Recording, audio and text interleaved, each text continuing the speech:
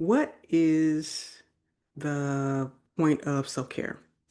I've been thinking about that question. And as I'm making a pivot from self-care to self-devotion, I feel like I want to share some backstory with you.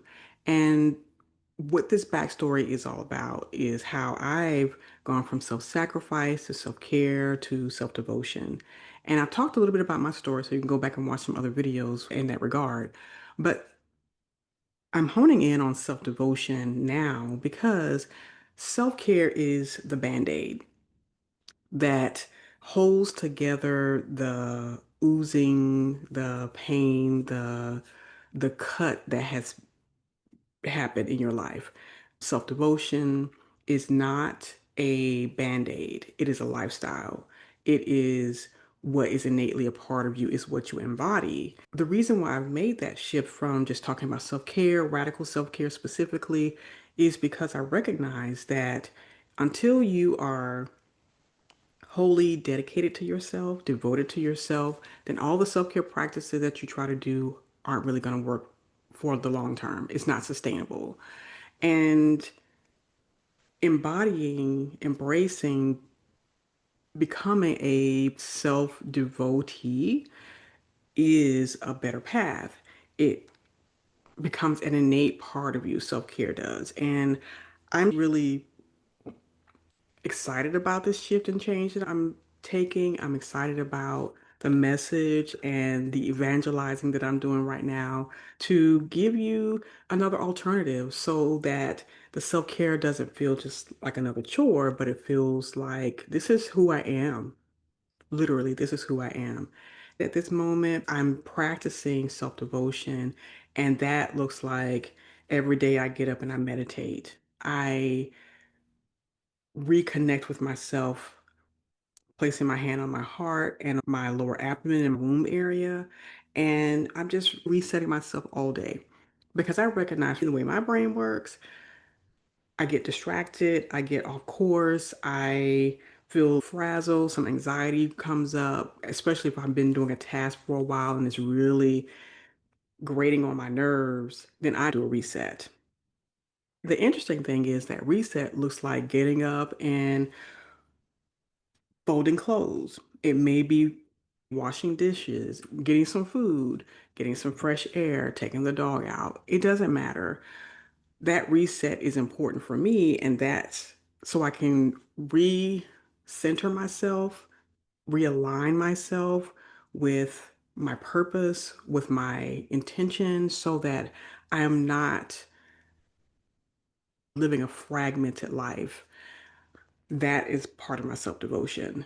Putting myself first, making myself the priority, giving myself grace, being self compassionate, and moving away from self neglect, self abandonment, and all the things that got me stuck in burnout, survival mode.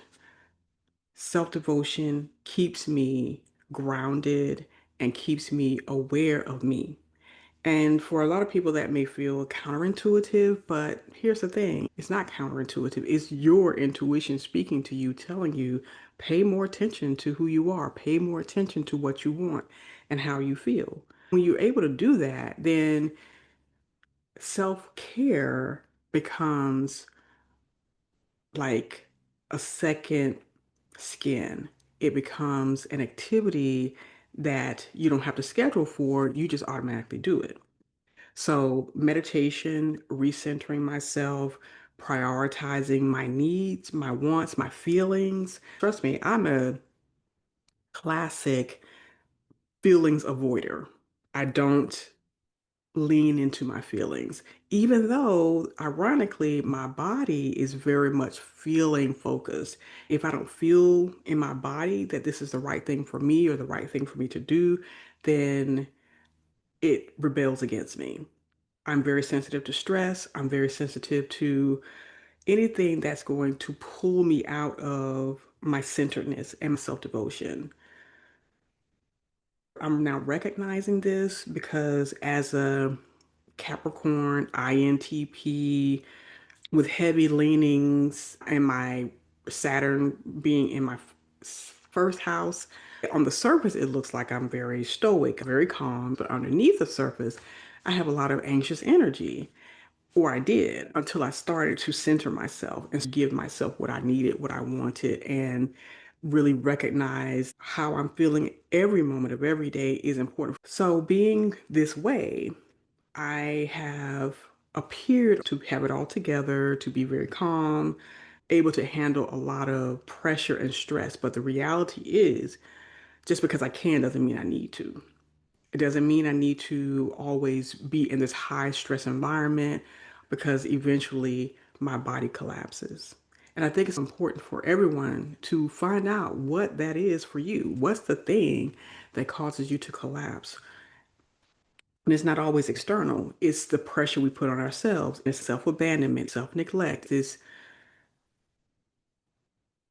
need to feel less than and be less than so that we don't offend someone else. And I had to learn a hard lesson when it comes to that. My need to be a people pleaser, to not offend other people, to not make other people upset and angry, that caused me to abandon myself and to not take care of myself as I should, which is why I started after my premature ovarian failure diagnosis. After that was when I decided I need to begin to implement radical self-care. I need to focus on me, focus on what was happening in my body, pay attention to the messages it was sending, because the body, as they say, keeps the score. So I am keeping the score more intentionally and giving myself that space and grace to allow things to fall apart around me and not feel like I need to go and rescue everyone and be the answer for everyone. And I spent a lot of time doing that because I thought that was the only way I was going to be seen, heard, and validated. But it was overwhelming because no one was reciprocating. So now I sit back and let people be who they are, let them crumble, let them fall, and let them pick themselves back up again like I had to. That was so counterintuitive for me because it's always take care of other people, put other people before you, don't ignore or neglect those in need. Most of the time, the people in need were grown people. I was a child, a teenager, a young adult, and I didn't need to rescue people. But I spent so much time rescuing because I had this exterior of calm, problem solver, getting everything done and making sure that everyone was good. But no one was making sure I was good. So I had to pull back and devote myself to myself and give myself that lavish attention that I was expecting other people to give me. I had to find it inside myself first. And it took some time. It took some shadow work. It took me remembering myself, remembering that I'm worthy, remembering that I deserve to be seen, heard, cared for. And when I'm able to do that, my life begins to align. It begins to feel easeful. It feels joyful. And I'm no longer a slave to other people's whims, emotional whims, their attention, their validation, because I'm only beholden to myself. I'm only responsible for myself. And I heard a couple of years ago that you have to take radical responsibility for your life. And that means that on the surface looks like, okay, well, yeah, I mean, I take care of my body, I take care of my health needs. No, it's deeper than that. Being radically responsible for your life means that everything you do, everything you think is your responsibility. So there's no room for blame. No room to blame anyone else for the outcome of your life. You are responsible. I am responsible for my life. Continuing down this path of self-devotion has been really profound for me because it frees you, it gives you the opportunity to take a look at the whole picture and say, okay, this happened, but it was me that may have happened, that my relationship failed, that misunderstanding happened, letting go of what other people want, need, desire from me, and me being able to set a boundary in place.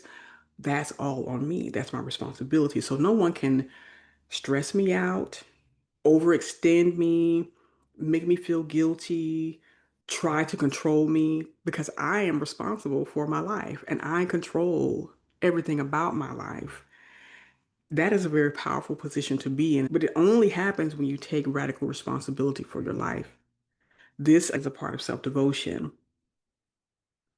So I encourage you to start to deepen your self devotion, even though it may feel strange at first, even though it may feel selfish at first, even though it may feel like you're self centered, you don't care about anyone else. Well, that's not true because you care about the most important person on the planet, and that's you because you're the only person that you have. You're with you 24/7, 365. And it is important to be okay with that, to start to be okay with that. You don't have to dive all in at once. You can incrementally integrate self devotion into your life. Start small. Start saying yes to yourself more. Start setting boundaries for yourself that are more expansive. Because when you are setting boundaries for yourself, not for anyone else, but for yourself, then you get to say, I don't have space for that, or that doesn't work for me. You get to say, no, I have other obligations. I am not available for more tasks, more than what I'm able to give you right now. So that incremental step, and that's another way of saying no. And I'm just kind of giving you different ways to reframe how you've been doing your life so that you can start to live your life intentionally versus by default or by someone else's agenda. It's important to recognize that other people have agendas for you, but you don't have to adhere to them. You have autonomy and power within. I'm sharing with you how to become self empowered. This is for the woman who is done living life in survival mode. This is for the woman who is ready to elevate their experience in life and begin to see themselves as the wonderful, worthy person that she is. This is the woman who is ready to release all the baggage of guilt and shame and stress and overextension and self sacrifice and live life fully and responsibly. But here's the magic of all of this. When you're able to do this, your cup begins to fill. Because right now, I'm sure you're at a very depleted place. Your cup is probably so low with energy and capacity to give from a joyful, easeful place.